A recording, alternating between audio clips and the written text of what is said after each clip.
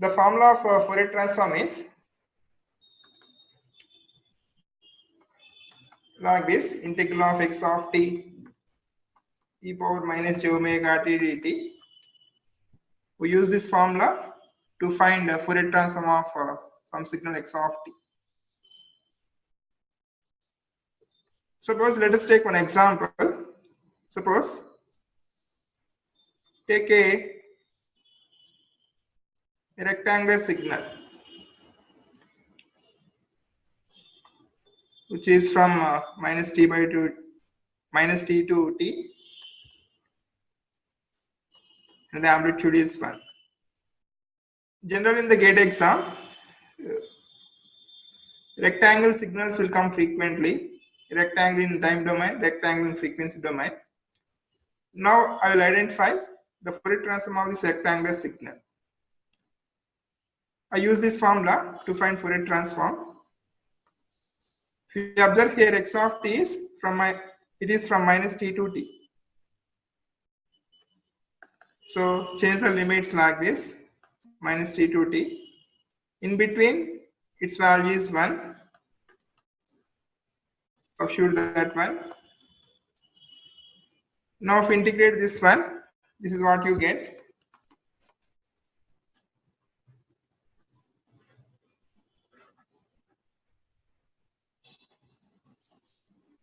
Now substitute the limits. In place of t, substitute t and minus t. If you substitute t, it will be minus j omega t. If you substitute minus t, it will be plus j omega t.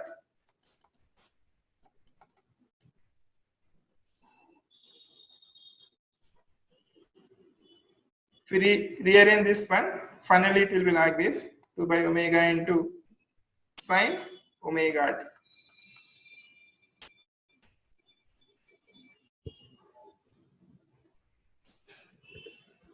So finally, for this signal, the Fourier transform is 2 by omega into sine omega t.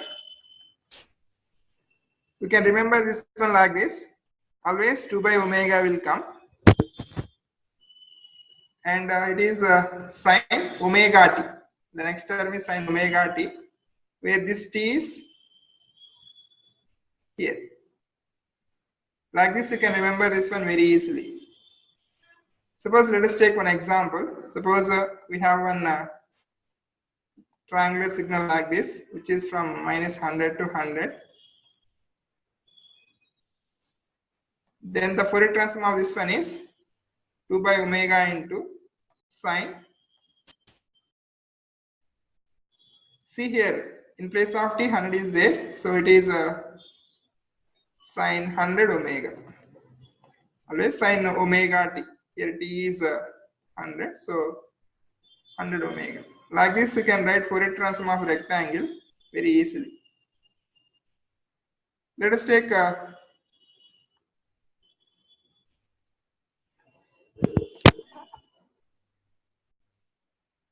one more example.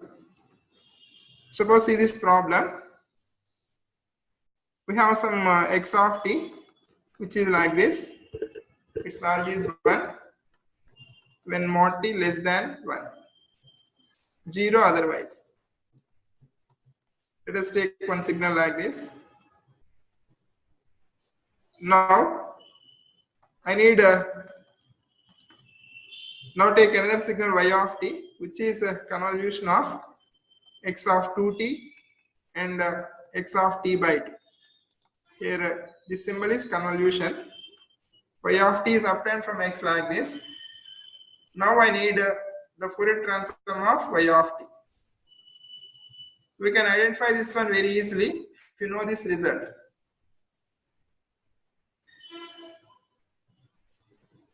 Here first you draw x of t. We said that x of t value is 1 when mod t less than 1. Mod t less than 1 means the range of the signal is minus 1 to 1. Minus 1 to 1. Its value is 1.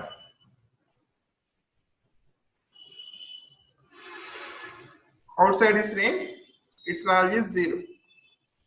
That's about x of t. Here he gave two signals like this, x of 2t and x of t by 2. X of 2t means compression of x of t by 2. If you compress this one by a factor 2, it will be like this. The length is reduced by 2. The length is reduced by 2. So this is the diagram of x of 2t. And the Fourier transform of this one is always 2 by omega. Always 2 by omega. For rectangle, always 2 by omega will come, followed by sin omega t. Here t is 1 by 2. So it will be sin omega by 2. That's the Fourier transform of this one. Now take x of t by 2. Second signal. T by 2 means expansion by a factor 2. If we expand it, it will be like this.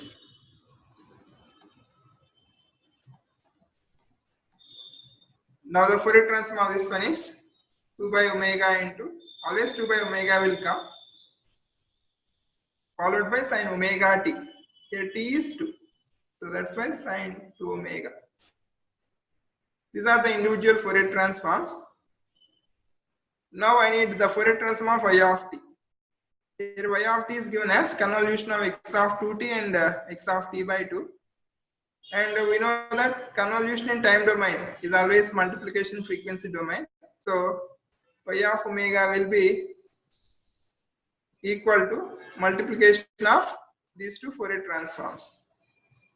So just multiply these two.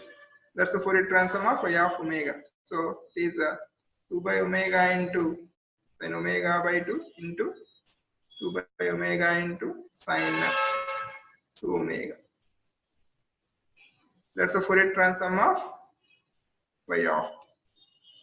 Like this, you can solve this problem very easily if you remember the standard result. That's about a rectangle in time domain. Generally, rectangles are asked frequently in the GATE exam. Now we will see the rectangle in frequency domain.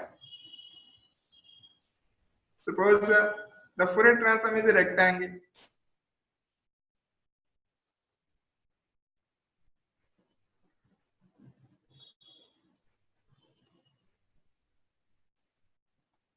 Now I need the inverse of this one. Here I will use the inverse Fourier transform formula. The inverse Fourier transform formula is x of t is equal to 1 by 2 pi integral of x of omega e power j omega t d omega. That's the formula of inverse Fourier transform.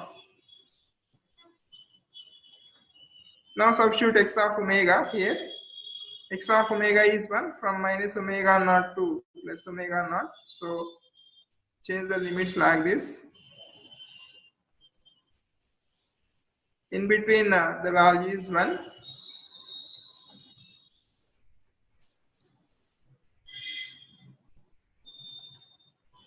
Now integrate this one with respect to omega. You have to integrate with respect to omega. So it will be e power j omega t by jt. I'm integrating with respect to omega. So t is a constant. So that's why it's like this.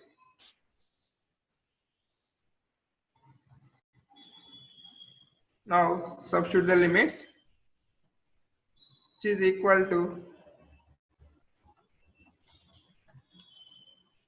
in place of omega, substitute omega naught and minus omega naught. Here omega naught and minus omega naught.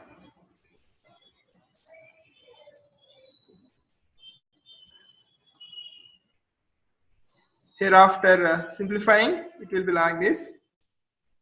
Sin omega naught t by pi t. That's what you get. So the inverse of this one is sin omega naught t by pi t. This is one standard Fourier transform pair. We can remember this one like this. Always the denominator is pi t. The denominator is pi t. And numerator is sin omega naught. This omega naught will come here. Like this, you can remember this Fourier transform pair. We'll see one example. Suppose the Fourier transform is like this.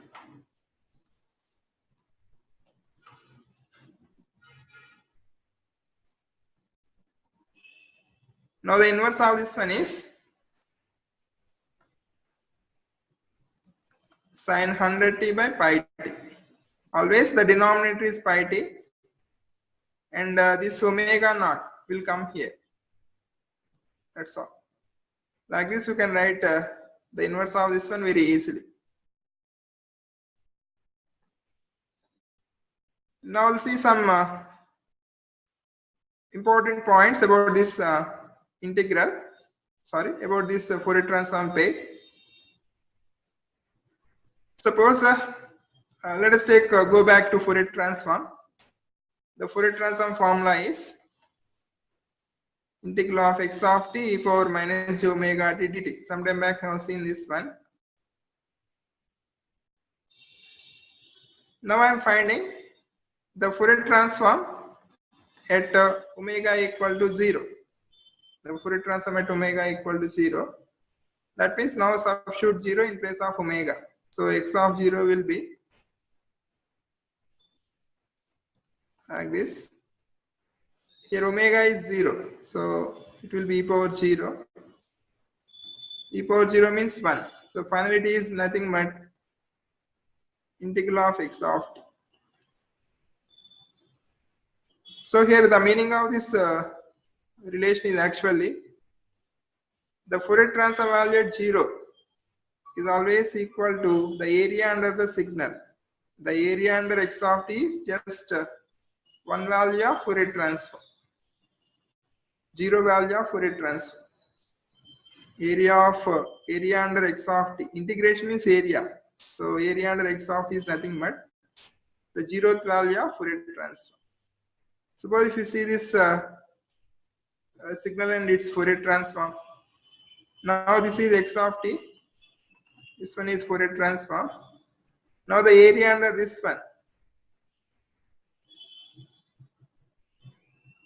So general, if you take a general signal like this, sin omega naught t by pi t. In this case, this number is omega naught. If x of t is like this, and this value is omega naught, and this is minus omega naught. Now I am finding the area under this one. The area under this one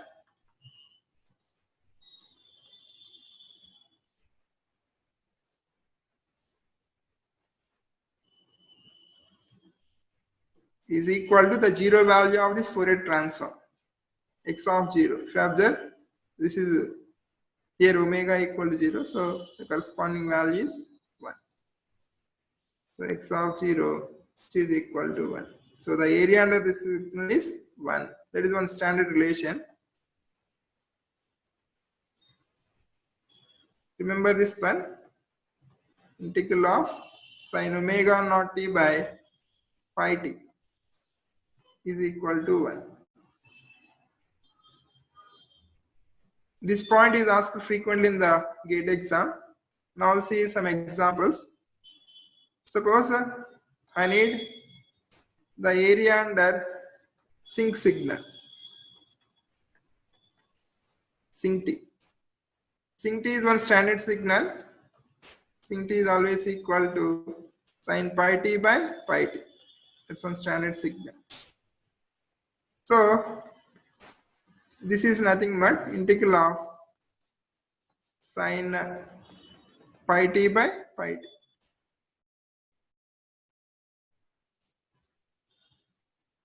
It's in this format. If you observe here, whenever it is integral of sin omega naught t by pi t, its value is 1. So here it's in the same manner. Here omega naught is pi. That's only difference. This omega naught can be any value. It doesn't matter. It can be any number. So here omega naught is pi. It's the same format. Sin omega naught t by pi t. Always the area under sin omega naught t by pi t is 1. So the area under sink is 1. We'll see one more example. Suppose I want to find the area under this particular signal. 2 sine 2t cos t by pi t. We can find this value very easily. First convert this into a known format like this. Here 2 sine a cos b is given. Sorry, here 2 sine 2, here 2 sine 2t cos t is given. That can be converted into sine terms like this. We know that 2 sine a cos b is nothing but sine a plus b plus sine a minus b. It's the same manner. Here this is a and this is b. So if we use this formula, it will be sine 3t plus sine t. A plus b is 3t, a minus b is t. The denominator is pi t, so write that one as it is.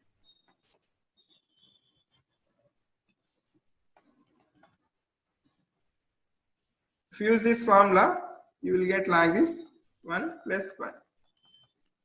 This is this formula. Integral of sin omega naught t by pi t is 1. It's in the same manner. Sin omega naught t by pi t. Here omega naught is 3.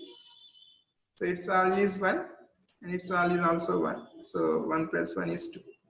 Like this, you can find this integral value very easily.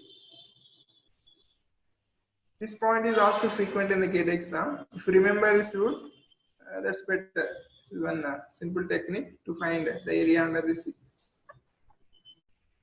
Now we'll see one more point related to this type of signal. Suppose let us take a signal like this. Suppose sin alpha t by pi t. It's the same manner. Here omega naught is alpha. Is convolved with sin beta t by pi t. Sin alpha t by pi t is convolved with sin beta t by pi t. Now I need the convolution of these two. I will prove this one. Actually, the answer is like this: sin gamma t by pi t. Gamma. This is gamma, where gamma is minimum of alpha beta. That's one standard result. Now I'll prove this one.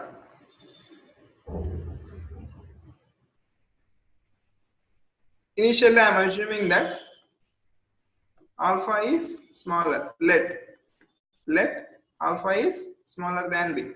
This is my initial assumption. Later, I will generalize this one. So whenever you want to perform convolution, always the better approach is you can follow this approach to perform convolution. Suppose y of t is convolution of x and h. One simple technique to find y of t is first find y of omega, which is equal to x of omega and h of omega. Then y of t is inverse Fourier transform of y of omega. Like this, you can find y of t very easily. First, multiply the individual transforms and take the inverse. We know that convolution in time domain is always multiplication frequency domain. So this is a better approach to perform convolution. I am following the same procedure here. I will multiply the individual Fourier transforms and inverse. Suppose take sin alpha t by pi t. For this one, the Fourier transform is rectangle which is from minus alpha 2 to alpha. Sometime I have seen this rule. Whenever it is sin omega naught t by pi t, it is one rectangle which is from minus omega naught to plus omega. That's the Fourier transform of this is the Fourier transform of this signal. Now take the second signal, sin beta t by pi t.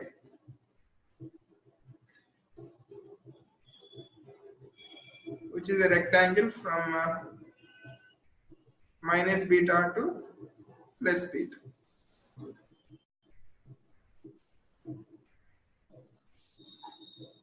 These are the individual Fourier transforms. Now,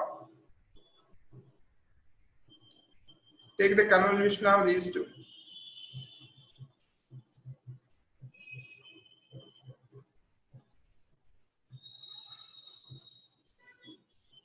Just now we have seen that convolution in a time domain is always multiplication frequency domain. So, whenever you convolve these two, on the other side, you have to multiply.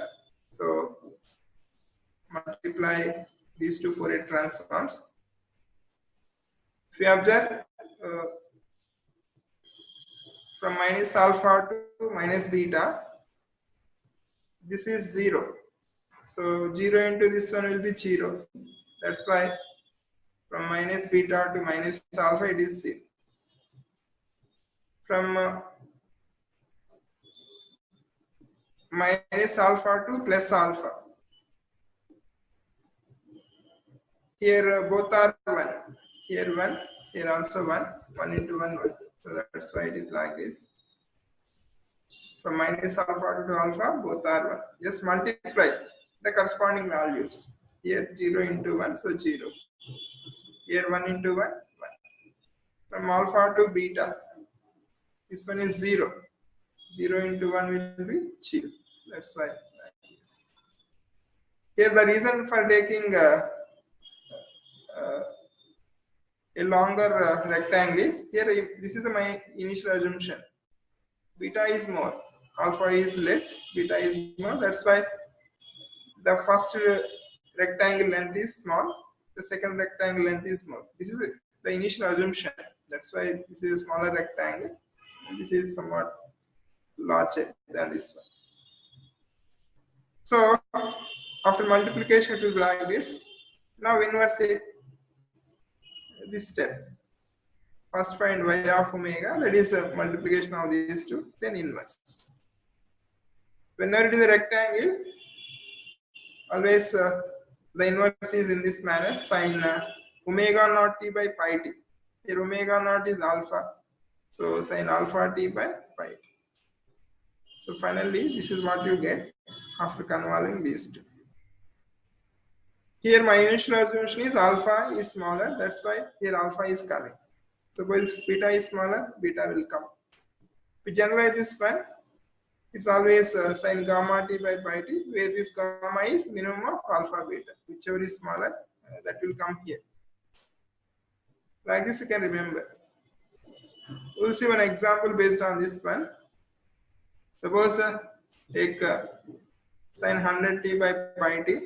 This is one signal, and then signal is sin 50t by pi t.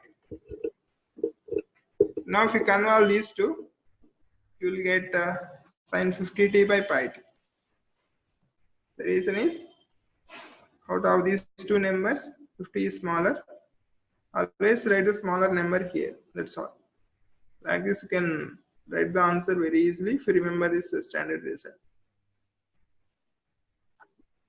Based on it, we can write another standard result. Suppose take sinc alpha t is convolved with sinc beta t. Sinc signals. Sinc alpha t and sinc beta t. I am taking these two and I am convolving. Is equal to, this is one standard result, 1 by maximum of alpha beta into sinc gamma t. That's result. Here gamma is a minimum of alpha beta. Whenever you convolve two sync signals, this is what you get. The smaller number will come here, the maximum number will come here. Now I will prove this one. Once again, take the same assumption as before. Let alpha is smaller.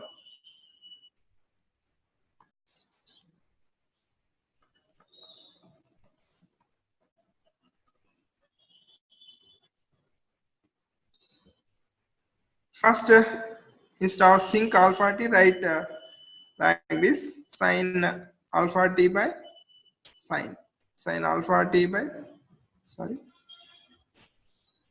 We know that sync t is always equal to sin pi t by pi t. So here sync alpha t is there. That's why it will be sin pi alpha t by pi alpha t. So the first term will be sin pi alpha t by pi alpha t. And the next term is sin pi beta t by pi beta t. Here take alpha beta outside, then it will be like this. Take alpha beta outside, then the first term will be sin phi alpha t by pi t. The second term is sin pi beta t by pi t. Sometime back you have seen a similar format like this. Whenever it is sin alpha t by pi t is convolved with sin beta t by pi t, you will get sin gamma t by pi t, where gamma is minimum of alpha beta. So use that result here.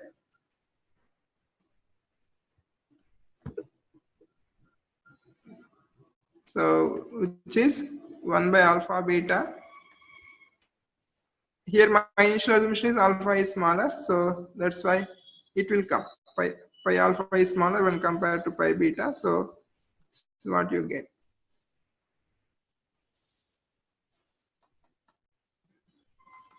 Take alpha here, then it is a 1 by beta into sin pi alpha t by pi alpha t. It's nothing but 1 by beta into, this is a sync alpha t.